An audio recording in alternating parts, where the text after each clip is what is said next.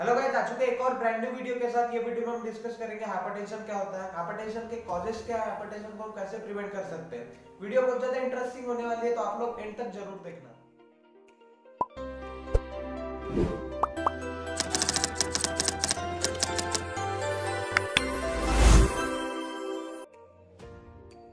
Hello दोस्तों, start करते हैं वीडियो और जानते हैं हाइपरटेंशन क्या होता है। हाइपरटेंशन जानने से पहले हमें कुछ बेसिक्स जानना होगा, जैसे ब्लड प्रेशर क्या होता है, सिस्टोलिक ब्लड प्रेशर क्या होता है, डायस्टोलिक ब्लड प्रेशर क्या होता है।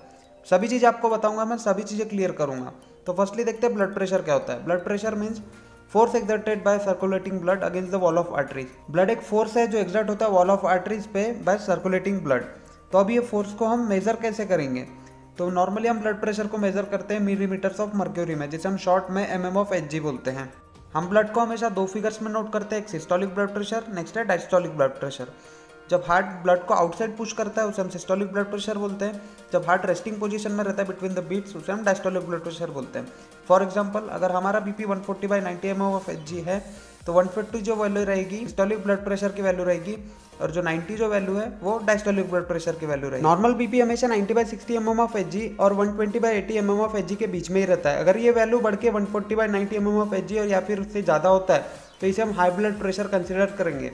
अगर ये वैल्यू 90/60 mm/Hg होती है या फिर इससे भी कम होती है तो इसे हम लो ब्लड प्रेशर कंसिडर करेंगे। हाइपरटेंशन को हम हाई ब्लड प्रेशर भी बोलते हैं। हाइपरटेंशन एक ऐसी मेडिकल कंडीशन है जिसमें ब्लड प्रेशर आर्टरी में हमेशा ज़्यादा ही रहता है। सिस्टोलिक ब्लड प्रेशर हमेशा 140 mm/Hg या फिर उससे ज़्यादा, और डायस्टोलिक प्रेशर हमेशा 90 mm/Hg या फिर उससे ज़्यादा रहता है। हाइपरटेंशन को 4 टाइप्स में डिवाइड किया गया है। तो फर्स्ट है प्री हाइपरटेंशन। इसमें सिस्टोलिक ब्लड प्रेशर रहता है 120-129 mm/Hg के बीच में।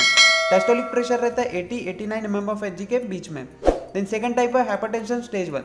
इसमें सिस्टोलिक प्रेशर जो रहता है 140-159 mm/Hg के बीच में।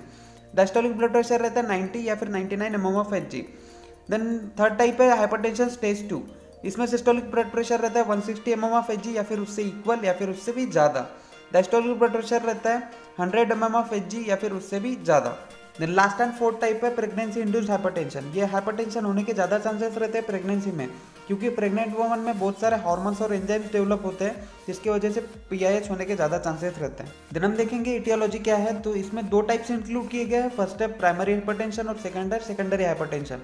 फर्स्ट हाइपरटेंशन में जो रहता है एलिवेशन रहता है बीपी में, पर उसका कोई आइडेंटिफाइड कॉज नहीं रहता है। सेकेंडरी हाइपरटेंशन में एलिवेशन भी रहता है बीपी में और उसका एग्जैक्ट कॉजेज भी रहते हैं। जैसे फर्स्ट है congenital narrowing of aorta, second है रीनल डिसीजेस, थर्ड है endocrine diseases like Cushing syndrome, fourth है neurological disorders like brain tumours and head injury, fifth है स्लीप एपनिया, सिक्स्थ है सिरोसिस ऑफ लिवर, सेवंथ है medication use like oral contraceptive pills, NSAID drugs and cocaine. इन सब के use से भी hypertension हो सकता है। देन हम देखेंगे रिस्क फैक्टर्स, किन किन लोगों को हाइपरटेंशन होने के ज़्यादा चांसेस रहते हैं। जो 50 ईयर्स अबव एडल्ट रहते हैं उन लोगों को हाइपरटेंशन होने के ज़्यादा चांसेस रहते हैं। जिन लोगों को अल्कोहल ज़्यादा कंज्यूम करने की आदत होती है या फिर स्मोकिंग करने की आदत होती है, या फिर जिन्हें एसोसिएटेड डिसीज रहते हैं जैसे कि DM, उन लोगों को हाइपरटेंशन होने के ज़्यादा चांसेस रहते हैं। जो लोग सॉल्ट इंटेक ज़्यादा करते हैं, या फिर जेंडर में मेन, या जो लोग ओबेस रहते हैं, जिन्हें फैमिली हिस्ट्री होती है हाइपरटेंशन की, या फिर जो स्ट्रेसफुल लाइफ जीते हैं या सेडेंटरी लाइफस्टाइल जीते हैं, उन लोगों को हाइपरटेंशन होने के ज़्यादा चांसेस रहते हैं। देन हम देखेंगे क्लिनिकल फीचर्स।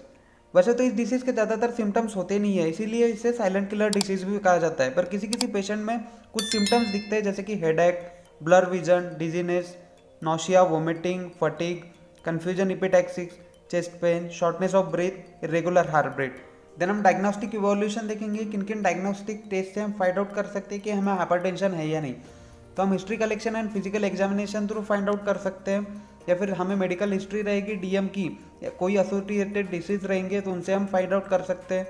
देन हम कंप्लीट ब्लड काउंट ये टेस्ट से भी फाइंड आउट कर सकते हैं। Then chest x-ray and ECG through find out कर सकते हैं कि हमें हाइपरटेंशन है या नहीं। देन हम देखेंगे मैनेजमेंट। वैसे तो इस डिसीज का परमानेंट मैनेजमेंट कुछ भी नहीं है, पर हम इसे कंट्रोल में रख सकते हैं। फर्स्ट है लाइफस्टाइल मॉडिफिकेशन से और सेकंड है फार्माकोलॉजिकल थेरेपी से। लाइफस्टाइल मॉडिफिकेशंस में इंक्लूड होते हैं weight reduction, dietary sodium reduction, reduce alcohol, do exercise and stress management. Then बढ़ते हैं फार्मास्यूटिकल थेरेपी की तरफ। ये थेरेपी में हम ज़्यादातर ड्रग देते हैं वो एंटी हाइपरटेंसिव ड्रग्स होते हैं। तो फर्स्ट है diuretic, example frusemide. Frusemide drug क्या करता है, किडनी की मदद करता है इनिबिट करने में सोडियम का रीअब्जॉर्प्शन, सोडियम को ज़्यादातर एक्सक्रीट करता है और BP को मेंटेन करता है। सेकंड जो ड्रग है वो है बीटा ब्लॉकर ड्रग। ये ड्रग क्या करता है, हार्ट का वर्कलोड कम करता है, जिससे हार्ट स्लो बीट करता है और कम फोर्स से बीट करता है। थर्ड जो ड्रग है वो है वैसोडाइलेटर्स।